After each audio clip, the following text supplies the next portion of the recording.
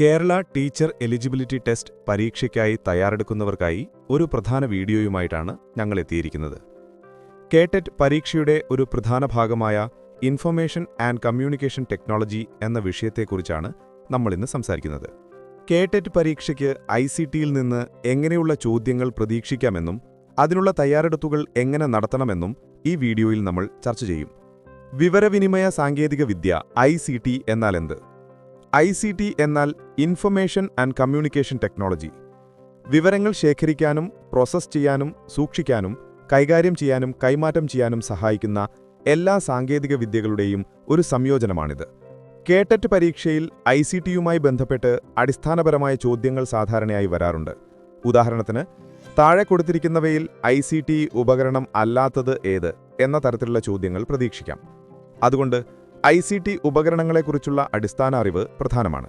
കേരളത്തിലെ പൊതുവിദ്യാഭ്യാസ മേഖലയിൽ ICT ഉപയോഗിക്കുന്നതിന്റെ പ്രധാന ഉദാഹരണമാണ് KITE, Kerala infrastructure and technology for education.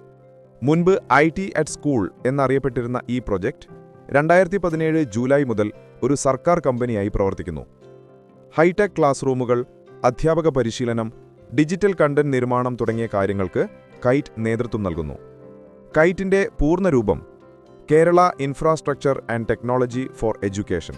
KTET പരീക്ഷയ്ക്ക് ചോദിക്കാൻ സാധ്യതയുള്ളതാണ്. ICTയുടെ ഹൃദയമാണ് കമ്പ്യൂട്ടർ. അതിന്റെ ചരിത്രവും പ്രവർത്തന രീതിയും നമുക്ക് മനസ്സിലാക്കാം. ചരിത്രം: കമ്പ്യൂട്ടറിന്റെ ആദ്യകാല രൂപം കേവലം കണക്കുകൂട്ടാൻ ഉപയോഗിക്കുന്ന ഒരു യന്ത്രം മാത്രമായിരുന്നു.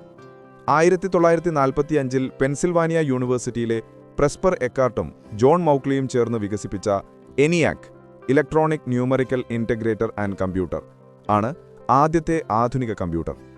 ENIACന്റെ പൂർണ്ണരൂപം കേടെറ്റ് പരീക്ഷയ്ക്ക് പ്രധാനപ്പെട്ട ഒരു ചോദ്യമാണ്. കമ്പ്യൂട്ടർ മെമ്മറി യൂണിറ്റുകൾ bit, byte, kilobyte, megabyte, gigabyte കേടെറ്റിലെ ഒരു പ്രധാന വിഷയമാണ്. ഉദാഹരണത്തിന്, ഒരു ജിഗാബൈറ്റ് എന്നത് എത്ര മെഗാബൈറ്റാണ് എന്ന ചോദ്യം പ്രതീക്ഷിക്കാം. ഹാർഡ്വെയറും സോഫ്റ്റ്വെയറും: ഒരു കമ്പ്യൂട്ടറിന് പ്രധാനമായും 2 ഭാഗങ്ങളാണുള്ളത്. ഈ ഭാഗങ്ങളെക്കുറിച്ചുള്ള അടിസ്ഥാനപരമായ ധാരണ കേടെറ്റ് പരീക്ഷയ്ക്ക് അനിവാര്യമാണ്. സോഫ്റ്റ്വെയറുകളും അവയുടെ ഉപയോഗങ്ങളും: സോഫ്റ്റ്വെയറുകൾക്ക് കമ്പ്യൂട്ടർ പ്രവർത്തനങ്ങളിൽ നിർണായക പങ്കുണ്ട്. സിസ്റ്റം സോഫ്റ്റ്വെയറുകളും ആപ്ലിക്കേഷൻ സോഫ്റ്റ്വെയറുകളും, ഇവ തമ്മിലുള്ള വ്യത്യാസം കേടെറ്റിൽ പതിവായി ചോദിക്കാറുണ്ട്. ഉദാഹരണത്തിന്, താഴെ കൊടുത്തിരിക്കുന്നവയിൽ സിസ്റ്റം സോഫ്റ്റ്വെയർ ഏതാണ് എന്ന് ചോദിച്ച് ലിനക്സ്, വിൻഡോസ് തുടങ്ങിയവ ഓപ്ഷനുകളായി നൽകാം. വിദ്യാഭ്യാസ സോഫ്റ്റ്വെയറുകൾ: പഠനത്തെ കൂടുതൽ രസകരമാക്കുന്ന ആപ്ലിക്കേഷനുകൾ. ടക്സ് പെയിന്റ്, കുട്ടികളുടെ ചിത്രരചനയ്ക്കായി. Gcombress, സ്വയം പഠനത്തിനായുള്ള കളികൾ. ലിബർ ഓഫീസ്, ഒരു സ്വതന്ത്ര ഓഫീസ് സ്യൂട്ടാണ് ലിബർ ഓഫീസ്. ഇതിലെ വിവിധ ആപ്ലിക്കേഷനുകളായ റൈറ്റർ, കാൽക്, ഇംപ്രസ് എന്നിവയുടെ ഉപയോഗങ്ങൾ കേടെറ്റ് പരീക്ഷയ്ക്ക് പ്രധാനപ്പെട്ടവയാണ്. സൈബർ സുരക്ഷയും വെല്ലുവിളികളും: ഇന്റർനെറ്റ് ഉപയോഗിക്കുമ്പോൾ സൈബർ സുരക്ഷ വളരെ പ്രധാനമാണ്. സൈബർ ഭീഷണികളുമായി ബന്ധപ്പെട്ട ചോദ്യങ്ങൾ പ്രതീക്ഷിക്കാം.